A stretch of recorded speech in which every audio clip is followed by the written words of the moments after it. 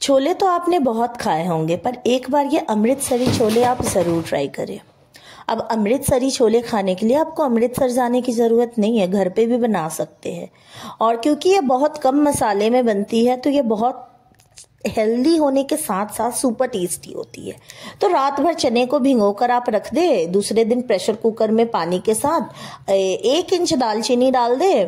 मेरे पास ये स्ट्रेनर है तो मैं स्ट्रेनर में 1 बड़ी इलायची तो ज़रूर लूँगी, फिर उसमें 2 छोटी इलायची ली हूँ, कुछ लौंग और चाय पत्ती डाल के मैं इसे बंद करके इसे पका लूँगी, जिससे मेरे ये जो चने हैं वो सॉफ्ट हो जाए। अगर आपके पास स्ट्रेनर नहीं है तो आप पोटली बना सकते हैं कॉटन या मसलिन के क्लॉथ में। उसके बाद चलिए अब ग्रेवी का प्रिपेयर करते हैं जब तक मेरा चना सॉफ्ट हो रहा है। तो उसके लिए मैं यहाँ पे 4 मीडियम साइज के प्याज ली हूँ और इसको बारीक मैं कट करूँगी। आप चाहे तो चॉपर का भी यूज़ कर सकते हैं, ये टोटली आपके ऊपर ऑप्शनल है।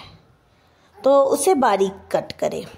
अच्छा, आप बताइएगा कि आप लोगों में से छोले खाना किसे पसंद है। ये अमृतसरी छोले तो मैं एक बार अपने घर में बनाई थी, उसके बाद ये मेरे घर का एक मेन डिश बन चुका है।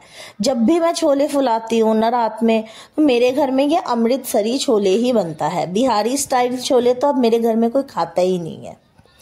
मतलब बना दो तो खा लेंगे, बट मेरे हस्बैंड को ज़्यादा यही पसंद आता है। उसके बाद चलिए मैं एक कढ़ाई को गर्म करूँगी, उसमें मैं सरसों का तेल डाल रही हूँ।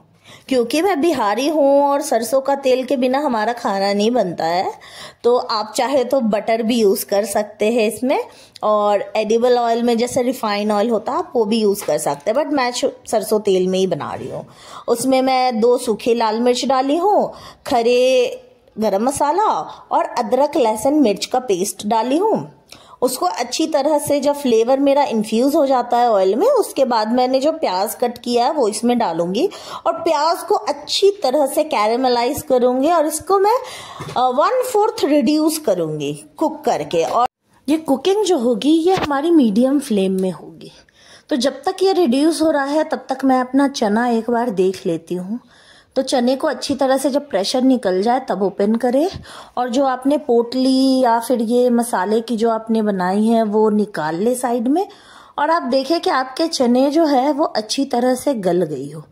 ज़्यादा मैश भी नहीं होना चाहिए, पर हाँ ये अच्छी तरह से कुक हो गई है। और इस समय में आप बहुत सावधानी रहिएगा क्योंकि ये चना बहुत गर्म हो सकता है। तो अब यहाँ पे देख रहे हैं कि 1/4 हमारा प्याज जो है वो रिड्यूस हो चुका है।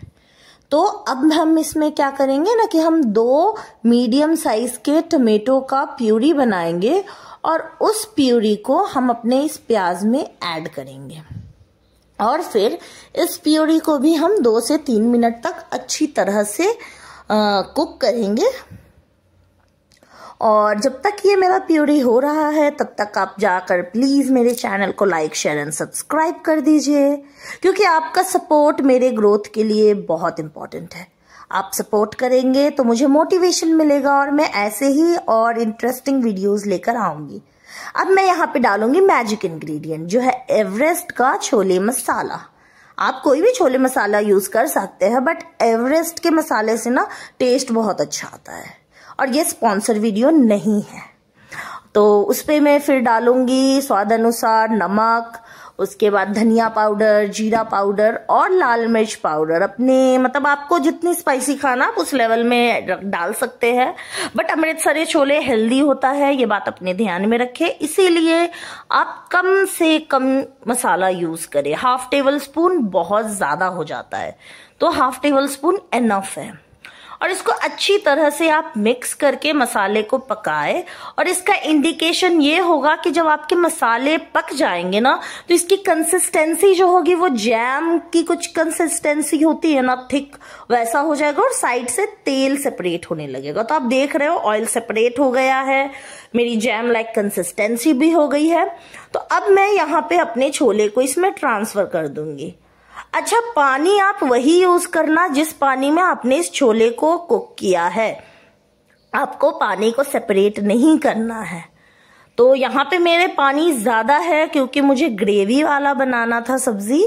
आप इसकी जो पानी की अमाउंट है, जो भी आपकी ग्रेवी की कंसिस्टेंसी होगी, आप उसके अकॉर्डिंग इसमें डाल सकते हैं। और अगर आपको ऊपर से पानी डालना पड़े ना, तो प्लीज मेक श्योर करिए कि आप उबला हुआ पानी डालें। और ये बॉयल आ गया अच्छी तरह से, मेरी छोले बनके रेडी है। फिर मैं इसको फ्रेशली चॉप धनिया पत्ती से गार्निश करूंगी। फिर उसके बाद भटूरे, चावल, उसके बाद पूरी, आप किसी के साथ भी एंजॉय कर